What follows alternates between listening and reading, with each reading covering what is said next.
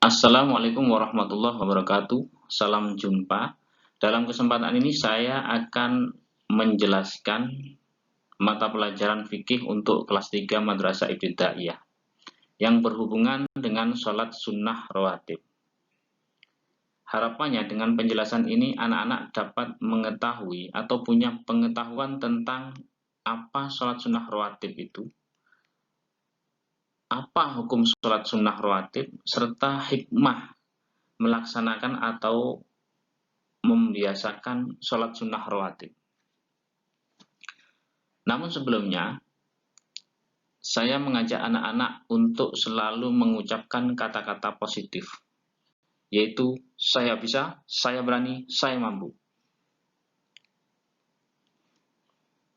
Baiklah, dalam pembelajaran ini yang pertama adalah kita mengenal sholat sunnah rawatib.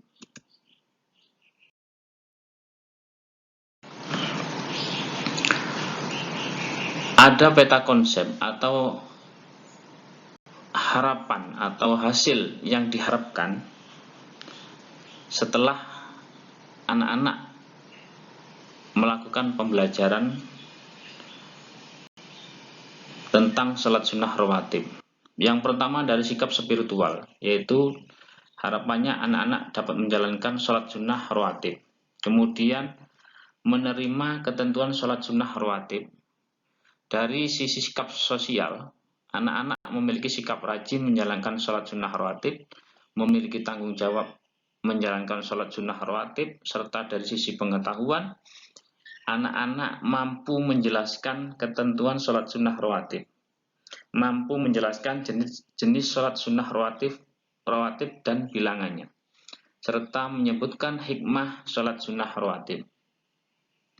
Dari sisi keterampilan, anak-anak diharapkan dapat menuliskan pengalaman sholat sunnah rawatib serta menceritakan pengalaman sholat sunnah rawatib.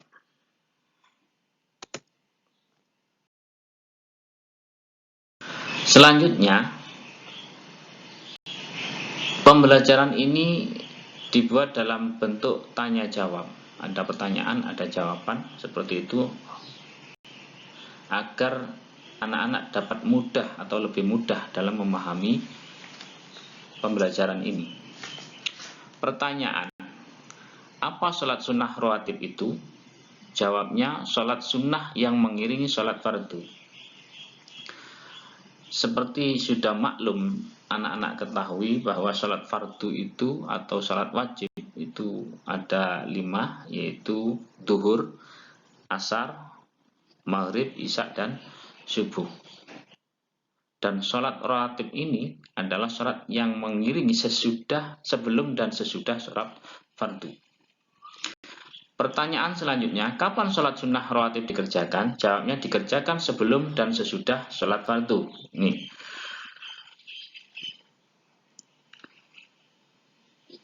Pertanyaan selanjutnya, disebut apakah sholat sunnah rawatib yang dikerjakan sebelum sholat fardu? Jawabnya adalah sholat sunnah qobliyah. Jadi ada sholat sunnah rawatib yang dikerjakan sebelum sholat fardu, dan ada yang dikerjakan sesudah sholat fardu. Yang sebelum sholat fardu dinamakan sholat sunnah qobliyah. Selanjutnya pertanyaan, disebut apakah sholat sunnah rawatib yang dikerjakan sesudah sholat fardu? Jawabnya sholat sunnah ba'diyah. Nah, ini yang kedua. Jadi yang sebelumnya sholat fardu dinamakan sholat sunnah rawatib qobliyah, yang sesudahnya dinamakan sholat sunnah rawatib ba'diyah. Pertanyaan, bagaimana hukum mengerjakan sholat sunnah rawatib?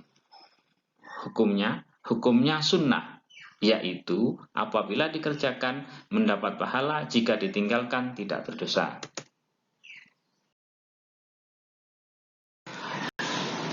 Ketentuan sholat sunnah rawatib. Keutamaan sholat sunnah rawatib terbagi berapa? Ini pertanyaan.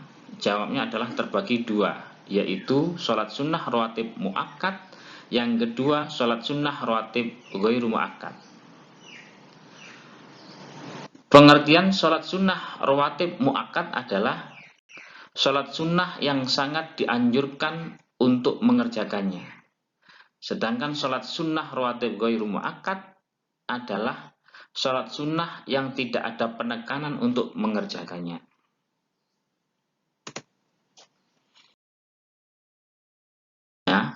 Rakaat sholat sunnah rawatib muakkad adalah,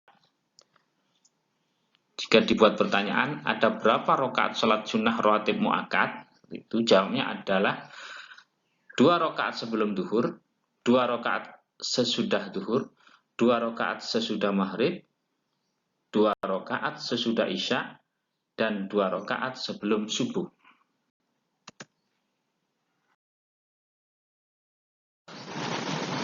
Rakaat sholat sunnah rawatib ghairu muakkad, atau jika dibuat pertanyaan, berapa rakaat sholat sunnah rawatib ghairu muakkad? Jawabnya adalah 4 rakaat sebelum duhur,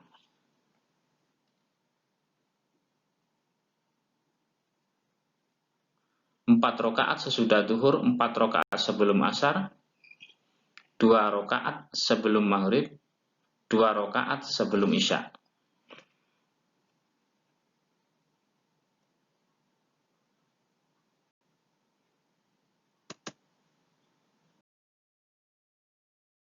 Demikian anak-anak.